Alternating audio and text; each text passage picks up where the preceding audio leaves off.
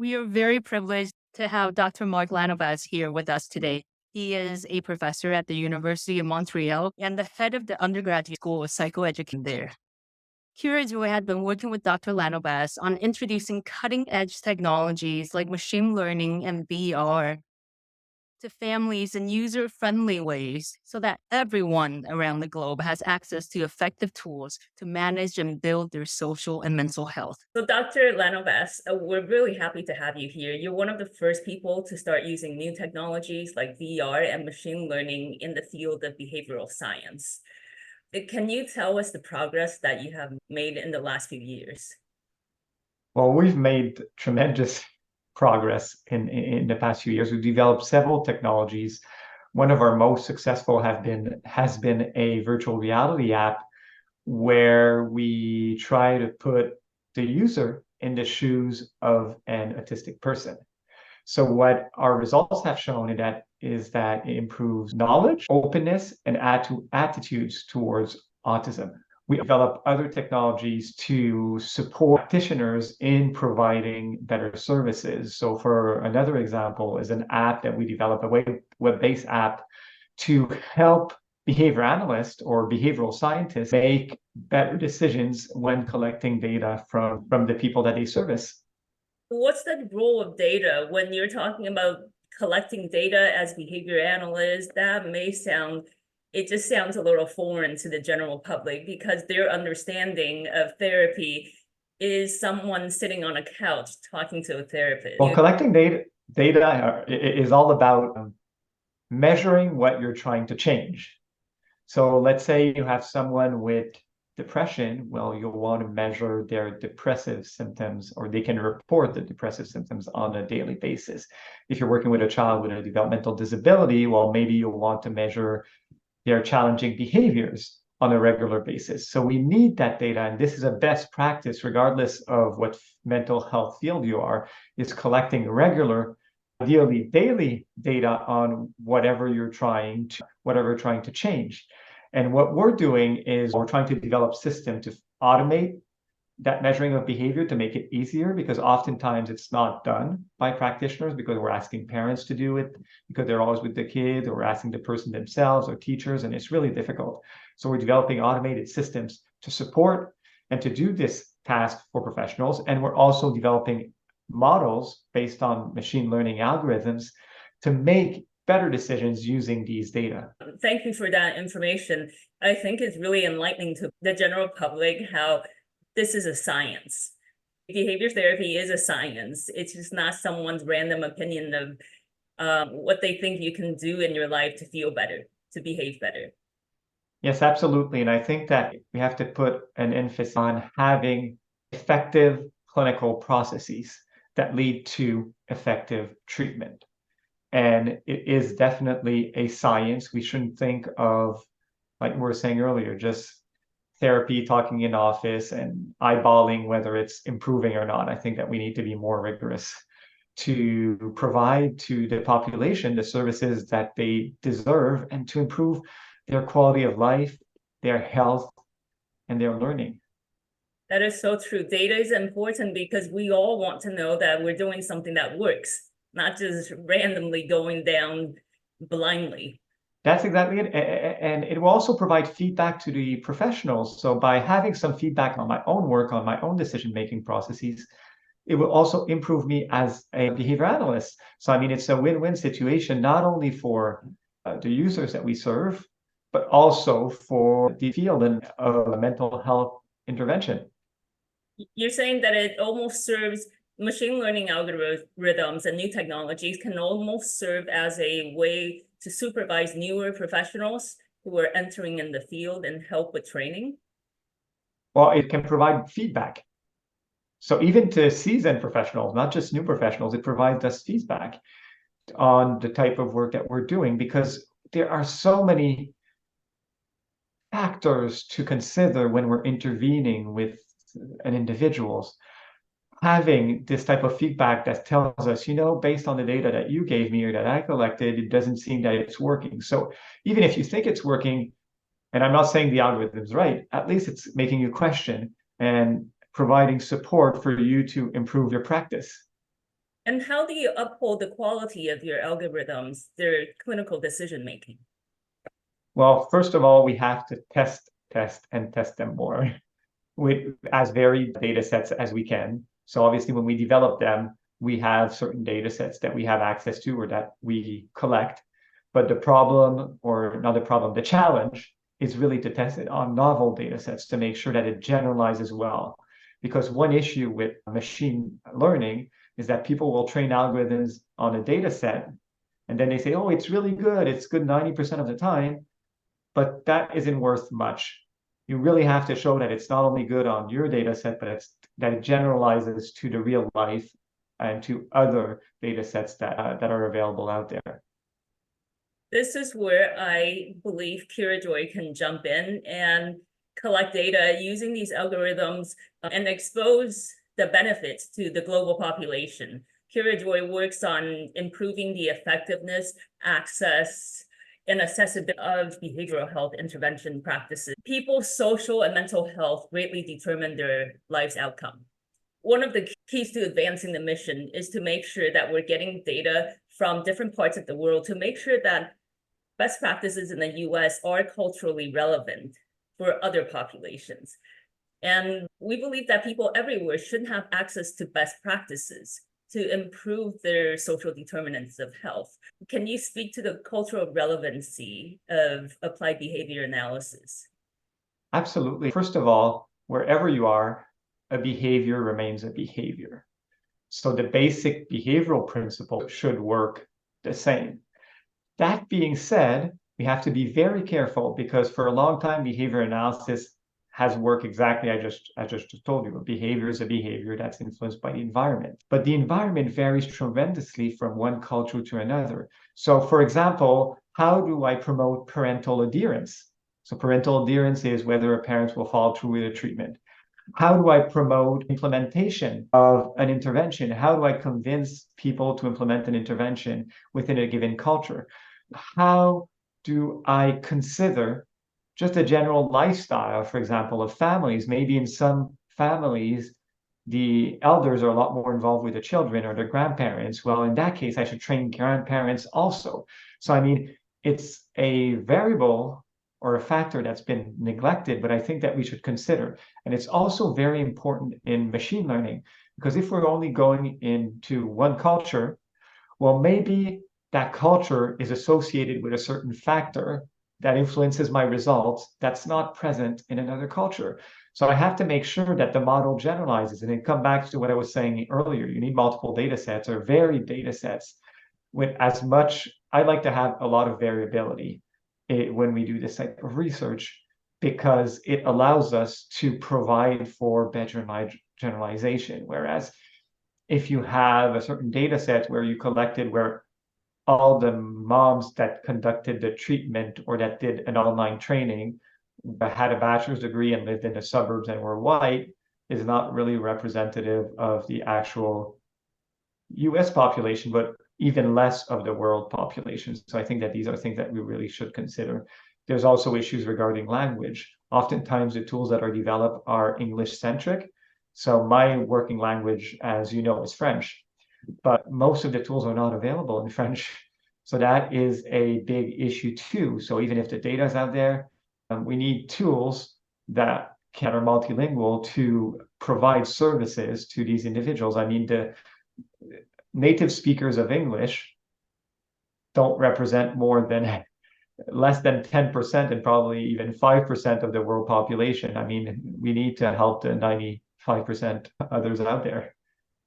Exactly. So localization of these content assessment scales, they're not just translation, literal translation of the English. What more is involved?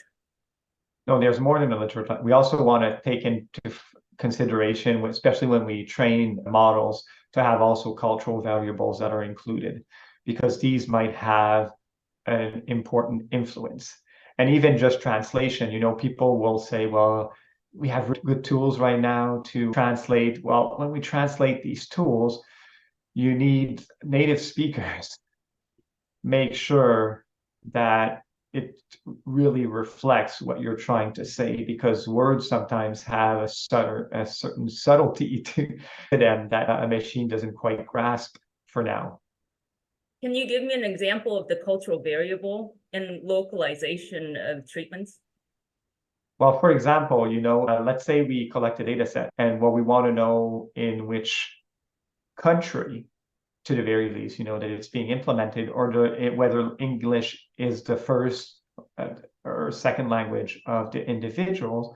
Well, maybe based on that information, an algorithm will recommend the same treatment. So, for example, if their native language is not English, well, maybe instead of offering online training, the algorithm will say, well, with this family, it will probably be better to do in-person training because they have more trouble on their own. Or maybe in that culture, there's less access to technology, so that once again, they may recommend to use in-person training, or to offer different types of interventions that might be easier to implement given the characteristics of the family or of the culture. So, I mean, this works, for example, for, when I work with families with two parents that work, I won't necessarily recommend the same intervention as when I work with a full-time mom who has only one child to implement the intervention with. So I think these are some factors, and, just cultural, like what type of daycare intervention services, or do they have? Is it family-based? Is it center-based? And do most people have access to it? Is it mostly people who have more money that have access? So, all this can have a huge influence, and this varies tremendously, once again, from culture to culture. I see. Behavior therapy is a science, and you say behaviors are universal. Behavior analysts also calculate the functions behind behaviors. And I know from personal experience when speaking to people in Asia who applied behavior analysis is just not practiced in Asia, so most people don't know about it. They don't know that there is a science, there are definite functions, and those determine how you deal with challenging behaviors. Yes, I mean, that remains a challenge in several areas of the world. I mean, I've traveled for work quite a bit, and I mean, people are just not aware that there's a science out there in which we look at how the environment, and when we say environment, it's not only the physical environment, but also the social environment, has an actual impact on all the behaviors that we have on a daily basis. But when children, adolescents, or adults engage in challenging behavior, it's even more important to understand how this environment shapes or maintains these challenging behaviors so that we help the individual. And what I like to emphasize, when I talk about behavior analysis, is people think behavior analysis and they think, oh, it's just reinforcement and punishment. It's so much more than that. And I can tell you something for a fact. I see, although people often think punishment when they think behavior analysis, because historically, the programs that were developed, for example, by Skinner with rats, tested some of these programs. I can assure you that there's a lot less punishment in any behavioral science-based program than there is in any other areas of your life. I mean, I've been to school, I've been to daycares, and there's so much more punishment when there's no behavioral approach used than when there is. I mean, which is really seems counterintuitive, because, people think behavior analysis, we develop the punishment procedures, but we actually don't use them except for last resort when they're absolutely necessary.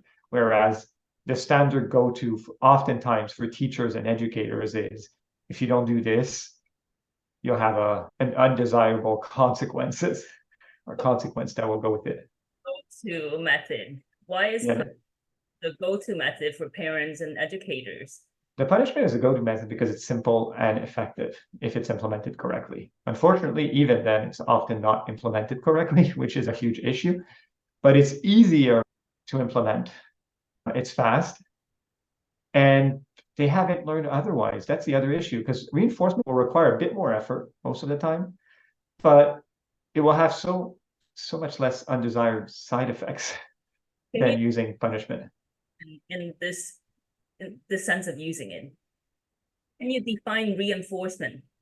Reinforcement is really just providing something or removing something that will increase the probability of a behavior.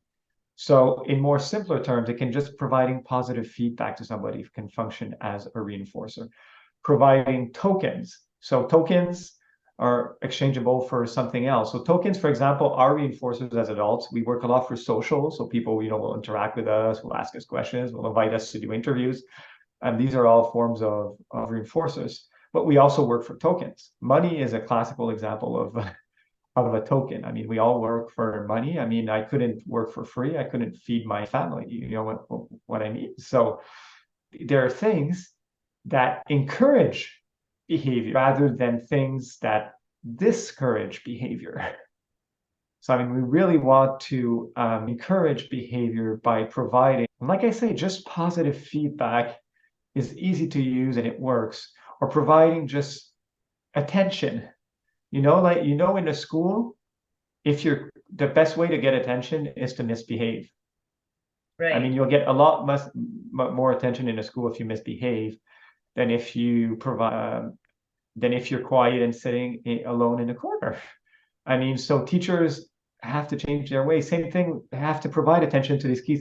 Wow, you're really sitting quietly, Mark. But people don't do that. They'll just say, Mark, you're not sitting quietly. So they'll provide attention for when I'm not sitting quietly. And it's the same at home. I mean, parents, when the kids are quiet, and I'm a dad of two, so I totally understand. Your kids of two, they're quiet. You say, I don't want to do anything. I don't want them to ask for attention. I'm trying to cook supper or, to do something else. But actually, the best practice would be to tell them once in a while, oh, you're playing really well. I'm happy. Give me a high five rather than just ignoring them when they're behaving well. And that's an issue that we're doing a lot, is that we're ignoring good behavior and we're paying attention to behavior that is considered inappropriate or challenging. Such useful information to all parents. Are reinforcements the same for everyone, and are they common and universal? No, absolutely not. They vary tremendously. It's a bit like saying, I'm a 40-year-old guy, I like documentaries. Well, not all 40-year-old people like documentaries. For me, it's a reinforcer. For others, it's actually a punisher. So it varies. So you always have to identify what the individuals or people that we work with like most. And it varies so much. I mean, you really can't assume anything. I mean, some people like sports, some people like arts, some people like physical activity, others don't. Some people like a lot of attention in the form of I'm proud of you. Others don't like having attention as much. So we really have to identify them most, what works best for each individuals. There's a particular machine learning algorithm that curaJOY has incorporated into its digital family wellness hub that helps to determine whether a behavior change has happened. Can you talk about the use of that? Yes, what we actually developed this algorithm over a few years, and we published a few studies on it. And our concern was that, we're trying to figure out whether the behavior is changing over time when we implement an intervention or make a change in a family's life or in a person's life. So what we noticed is that research suggests, actually, not just we know, research suggests that, professionals don't always agree when they're analyze these types of data.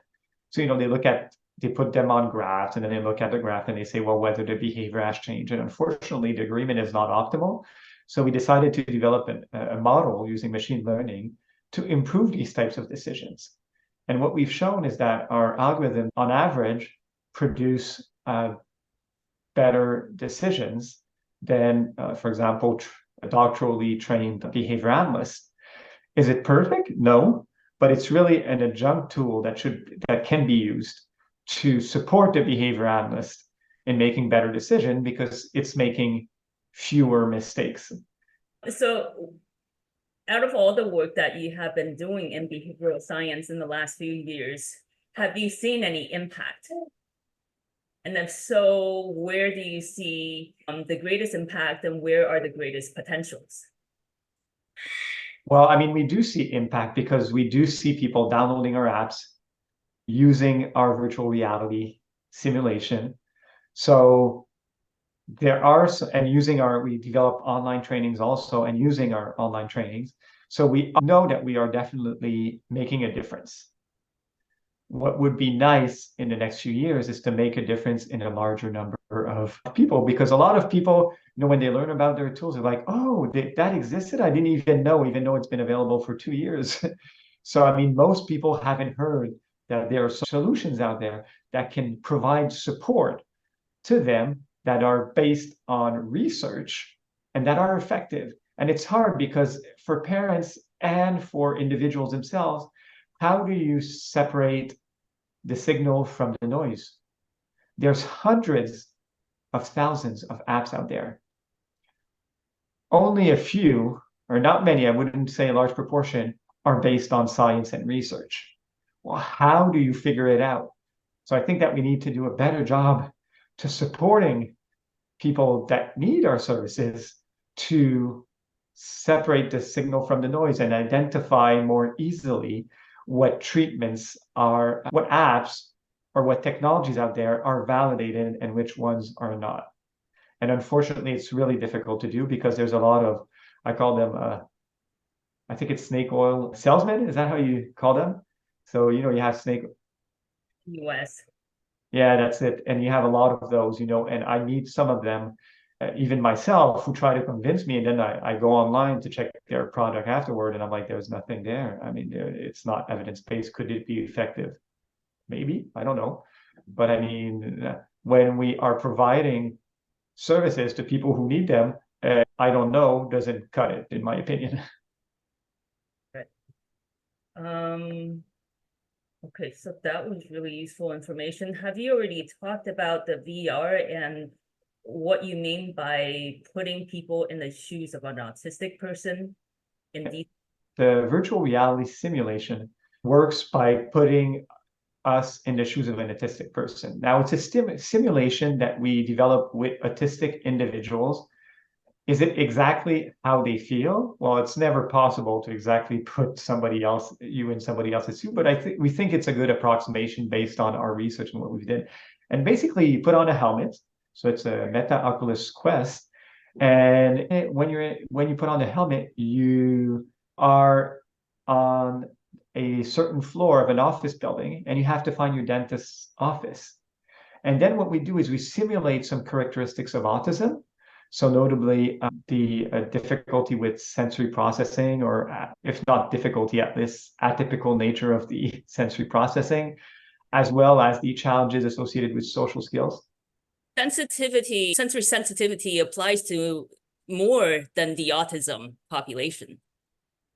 Yes, there are some individuals who do not have autism who also have these types of issues or differences. I prefer to call them differences because they're not necessarily, they're not necessarily morally bad or anything. It's just they're different.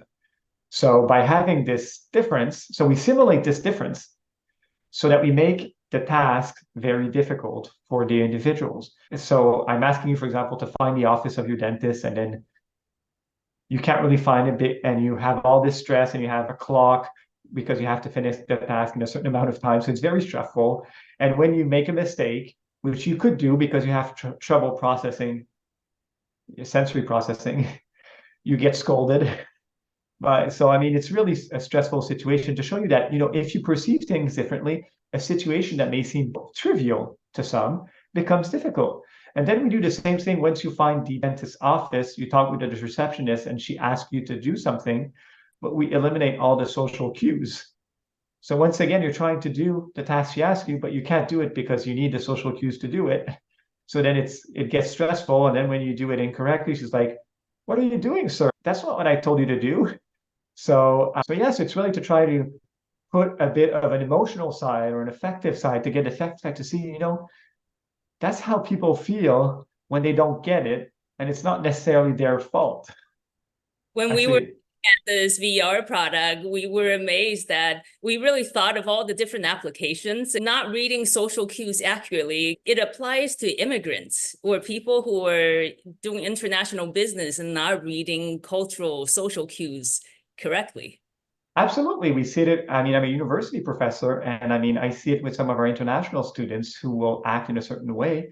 And I'll find it unusual, and because they don't know. And we come back to culture. They don't know the culture. In my culture, compared to other cultures, professors tend to be fairly close to their students. I mean, when they have a problem, the doctoral students calls me directly, but that's not how it works in other cultures where there's a more hierarchical, in labs. And so, I mean, it shows how behavior and culture influences behavior. And I mean, it's tied to behavior. They function as cues, and these cues function differently in different cultures.